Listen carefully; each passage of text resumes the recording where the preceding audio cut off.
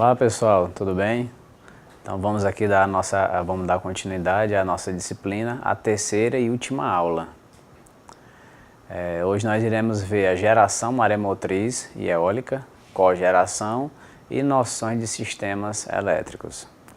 A energia eólica, ela é uma tecnologia bem conhecida já pelo homem, ela foi utilizada há muito tempo pelos holandeses e o pessoal da ilha da Creta.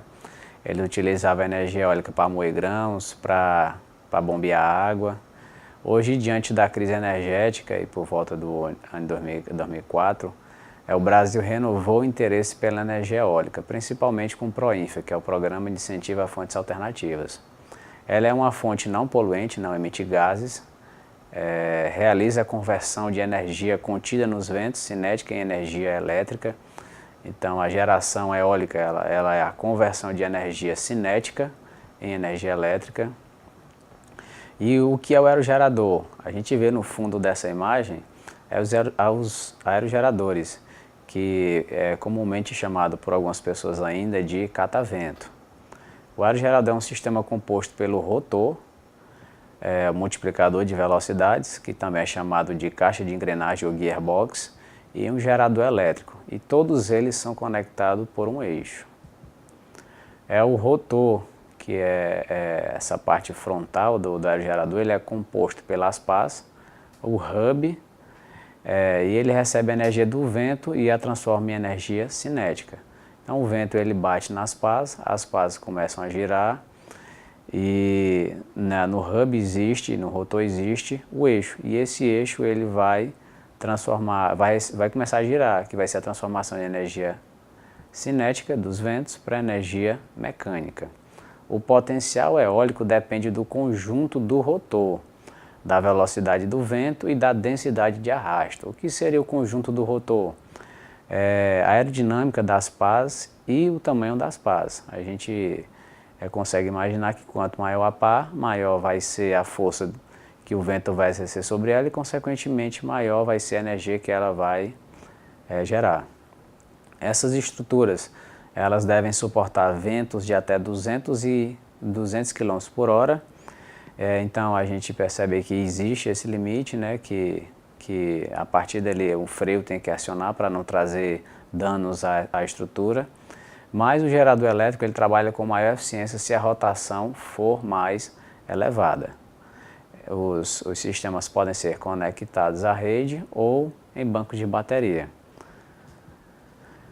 A desvantagem, poluição visual, algumas pessoas apontam como sendo uma desvantagem. Particularmente eu acho interessante ver a tecnologia, mas nós brasileiros somos sedentos por tecnologia. Poluição sonora. Se você ficar debaixo de um aerogerador desse, você vai ver que o barulho é repetitivo e incomoda. Acidentes com aves. Deve ser feito um estudo para tentar atingir o mínimo possível de uma rota de migração de aves. E o transporte das pás, que além de trazer transtorno para a comunidade, também aumenta consideravelmente o custo de um parque. Eu li um estudo que o pesquisador informava que cerca de 30% de todo o investimento na construção de um parque eólico está com o transporte das hélices. Aí nós temos os tipos de aerogerador, com o eixo vertical e com o eixo horizontal.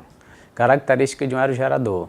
Nós temos aí um recorte vendo o interior do nacelle. Nacelle é esse conjunto, seria esse retângulo onde eu tenho toda a parte interna. Tenho ali o eixo que sai do rotor e já vem direto para essa engrenagem grande. E da engrenagem grande ela se conecta com a engrenagem pequena. Isso aí é chamado multiplicador de velocidades. Por que é necessário ter esse multiplicador de velocidade? Porque, como já foi falado anteriormente, o gerador ele funciona bem com altas rotações. E a gente consegue perceber, pelo giro das pás, que essa velocidade ela é baixa. Então, eu coloco essa diferença de engrenagem para que uma volta da grande seja x, 2x, 3x da pequena. E eu consigo controlar esse ganho de velocidade. Então, o movimento do eixo vai gerar essas polias, energia mecânica, E a energia mecânica contida no eixo, que vai girar o gerador, vai gerar energia elétrica.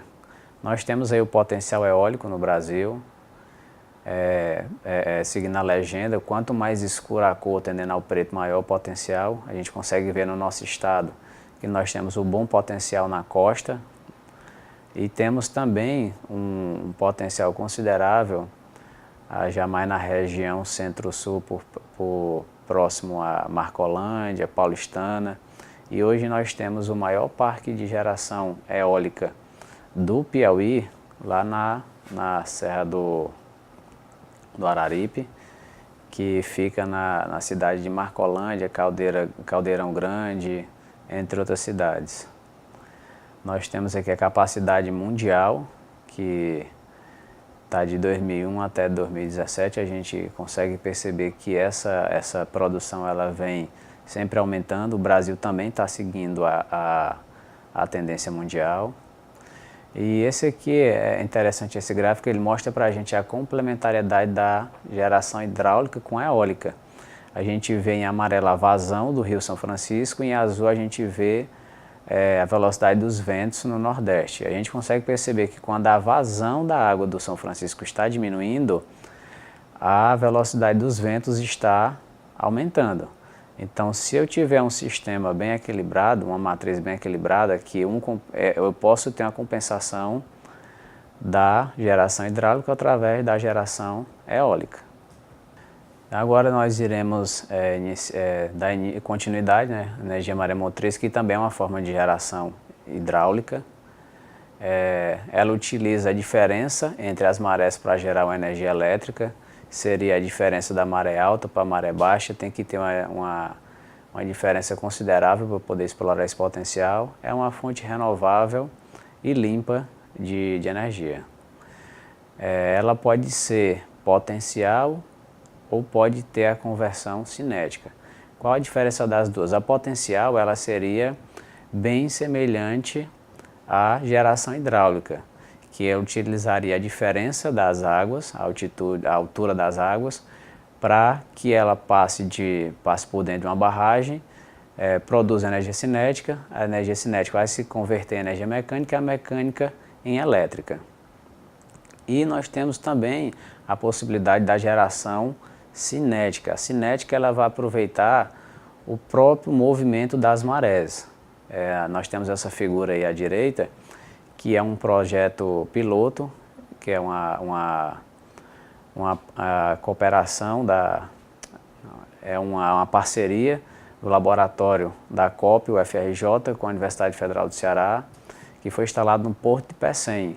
Nós temos esses dois braços que eles estão pegando o movimento das marés e eles estão injetando pressão num sistema hiperbárico, que essa água vai ser pressurizada, ela vai girar uma turbina, essa turbina vai girar um gerador e vai gerar energia elétrica.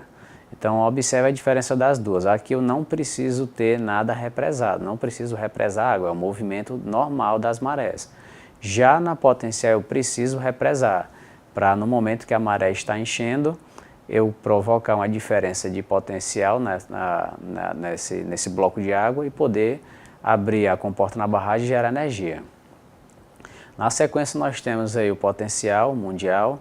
A gente consegue perceber que o Brasil tem potência para utilizar a energia maremotriz, principalmente no estado do Maranhão. E por que não se utiliza?